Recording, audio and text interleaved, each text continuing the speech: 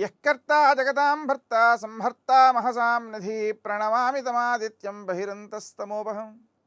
నేటి కాలమాన విశేషాలను గమనిద్దాం. స్వస్తి శ్రీ చాంద్రమాన నందననామ సంవత్సరం దక్షిణాయనం, కొన్ని పంచాంగాల్లో ఉత్తరాయణం, గ్రీష్మ ఋతువు ఆషాఢమాసం, శుక్లపక్షం ఆదివారం. సూర్యోదయం 5:47 సూర్యాస్తమయం 6:49. తిథి పంచమి రాత్రి 11:45 వరకు. నక్షత్రం ఆశ్లేష ఉదయం 6:14 వరకు. వర్జం సాయంకాలం 6:23 నుంచి 8:01 వరకు. దుర్ముహూర్తం సాయంకాలం 5:05 నుంచి 5:57 వరకు. అమృతకాలం శేషంగా మిగిలినది 6:14 వరకు ఉదయం. మరల తెల్లవారుజామున 4:06 నుంచి 5:44 వరకు. రావుకాలం ఆదివారం కాబట్టి సాయంకాలం 4:30 నుంచి 6 గంటల వరకు. నేటి విశేషం స్కంద పంచమి. స్కందుడు అంటే జారినవాడు. ఆయన అగ్నిహోత్రుడు తీసుకెడుతుంటే జారి రెల్లు దుబ్బుల్లో పడ్డాడు. గంగానదిలో పడ్డాడు. అక్కడి నుంచి కొట్టుకు వెళ్ళి రెల్లు దుబ్బుల్లో ఆగాడు. ఇలా జారినవాడు కాబట్టి స్కందుడు అనే పేరు వచ్చింది.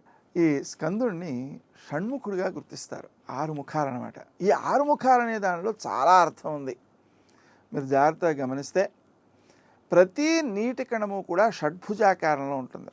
ఆ నీటి కణాన్ని మనం అర్థం చేసుకుంటే లౌకిక అలౌకిక జ్ఞానములకు సంబంధించినటువంటి సమన్వయం ఆ సుబ్రహ్మణ్య స్వామిలో మనకు గోచరిస్తుందన్నమాట.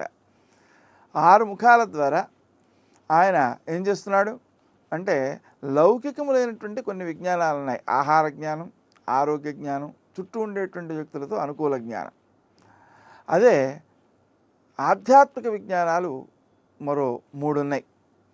వాటిలో అహంకార పరిత్యాగం, మమకార పరిత్యాగం, అలాగే ఎదుట వ్యక్తులలో దైవాన్ని దర్శించేటువంటి లక్షణాన్ని పెంపొందించుకుంటూ సర్వులకు సకల జీవులకు సుఖాన్ని కోరేటువంటి లక్షణం. వీటి యొక్క సమన్వయం ద్వారా వ్యక్తి పరమాత్మను చేరుకోగలుగుతాడు. అందుకనే సుబ్రహ్మణ్య స్వామి దగ్గర ఒక నెమలి, ఒక పాము ఉంటాయి. పాము అనేది ఆధ్యాత్మిక జ్ఞానానికి సంకేతమైతే నెమలి లౌకిక విజ్ఞానానికి సంకేతం. కాబట్టి ఆ రెండింటినీ కూడా సమన్వయం చేసేటువంటి జ్ఞాన వైఖరిని మనం సుబ్రహ్మణ్య స్వామి ద్వారా నేర్చుకోవచ్చు. ఏదైనా సత్సంతానానికి పనికొస్తాడు. అంతేకాదు ఏ కుండలిని శక్తి యొక్క జాగరణ ఉందో దానికి ఉపయోగిస్తాడు. ఎందుకంటే ఆ కుండలిని శక్తి కూడా పాము రూపమైనదే. పాము ఆ సుబ్రహ్మణ్య స్వామి యొక్క రూపం. కాబట్టి ఈ విధంగా సుబ్రహ్మణ్య స్వామి యొక్క ఆరాధన ద్వారా మనం సకల సుఖాలను సాధించవచ్చు, ఆనందాన్ని సాధించవచ్చు. నేటి ఆణిముత్యం.